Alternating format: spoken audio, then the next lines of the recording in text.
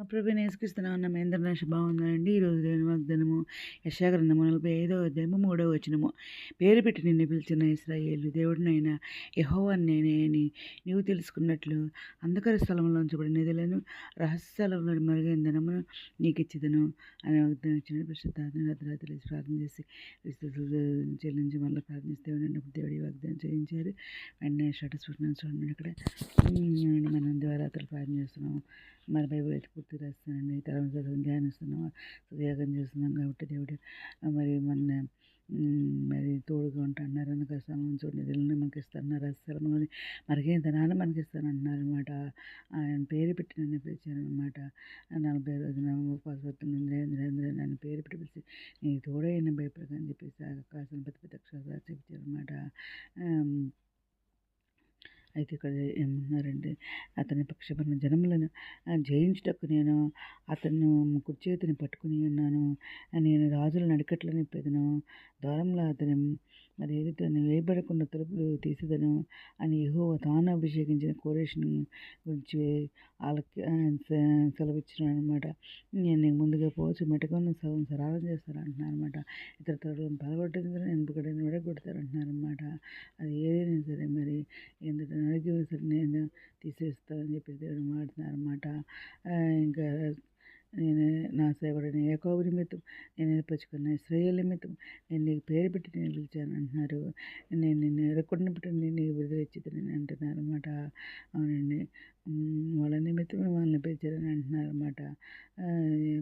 ఇంకా నేను యెహోవాను మరి ఏ దేవుడని లేడన్నారు, నేను తప్ప ఏ దేవుడని లేడంటున్నారు అనమాట.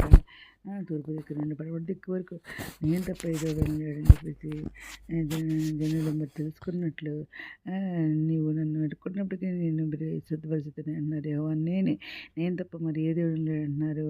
నేను వెలుగును సృజించిన వాడను, అంధకారంలో కలుగజేయవాడను, సమాధానకర్తను కీడు కలుగజేయవాడు నేనే అన్నారు. యెహోవా నేను వీటన్నిటిని కలుగజేయవాడని అంటున్నారు అన్నమాట.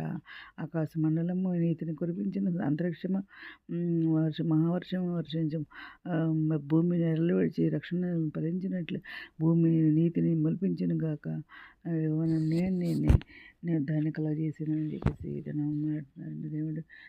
నేను ఇంకా ముందు వచ్చే వరకు ఎత్తుకున్నవాడు నేనే, తలంటుకున్నారు ఎత్తుకున్నవాడు నేనే చేసినాను, సంగపెట్టి వారిని ఎత్తుకుని రక్షించేవాడు నేను అంటున్నారు అన్నమాట. దేవుడు మరి మిగిలిన బలం చూడ ఆయన భక్తి శక్తిహీనులకు భావికలు చేసే దేవుడు ఆయన అనమాట. భయపడవద్దు నేను దేవుడే, దిగులు పడవద్దు నేను బలపడతాను, నీకు సహాయం చేయవాడిని నీ దాని రక్షణ వస్తుందో నేను ఆదుకుంటా అని చెప్పేసి అంటున్నారు అనమాట. స్త్రీ తన గర్వం బిడ్డను కన్నకుండా చనిపోయిన వచ్చిన వారిని మరుస్తారని నేను మరణ అంటున్నారు అనమాట. నీతో ఎత్తిన చేయవచ్చు నేను ఎత్తిన చేస్తాను అన్నారు. నా నీతి నా రక్షణ తాత ఉంటుంది అన్నారు. నేను పొంది తప్పిస్తే నేను స్వస్థతలు చేస్తానని చెప్పేసి నేను ధైర్యం తెచ్చుకుని నేను శుభ్రంగా ఉంచుకోమని చెప్పేసి దేవుడు ఒకరు కనిపెట్టుకుని ఉండమని చెప్పేసి దేవుడు ఏదైనా మాట్లాడారండి. భూలోకంలోని నీ మూలంగా సంతానంగా ఆశీర్దిస్తానన్నారు. భూమి మీద సమస్త జనులకి నేను ఇచ్చేస్తానని అన్నారు. నీ ప్రార్థనని స్వల్పస్తానని ఏదైనా మాట్లాడారు దేవుడు. ఇది 100 మంది చిత్రం కూడుకుంటే ఈరోజు మనం ప్రార్థన చేసుకుందాం. మౌనద్ర స్వస్థమందరూ ఘనమైన నామని కలిసి తీసుకుంటుందండి. అమ్మాయి ప్రపంచ ప్రతి బిడ్డ పేరు మేము చేసుకున్నాం. ప్రతి బిడ్డ అవసరం అక్కడ కొరకు వచ్చిన బిడ్డలు మంచిగా ఉద్దేశం ఇవ్వకుండా నిరుద్యోగులు ఉద్యోగాలు తెచ్చండి. అధిపతి ఆర్థిక సాయం తెచ్చండి. ఆరోగ్య స్వస్థం లేస్తుంది. రక్షణ తెచ్చండి. యవనస్తులు బలపరచండి. మీ వర్గాలు మీరు కాడబెట్టి కృప చూపండి. ఇతర వారిని మీరు క్షణమైన సత్పండ కృప చూపండి. అయితే ప్రభుత్వం బాగా నేర్చాము. మా ప్రభుత్వం నేర్చుకుని నామని అడిగి వీడికి ప్రవేశిస్తూ ఉందండి. నేను ప్రార్థనలు మా కుటుంబం గురించి కూడా ప్రేర్ చేయడం మనం చేసుకుంటున్నానండి. ప్రభు సేవలో మీ సహోదరి. God bless you.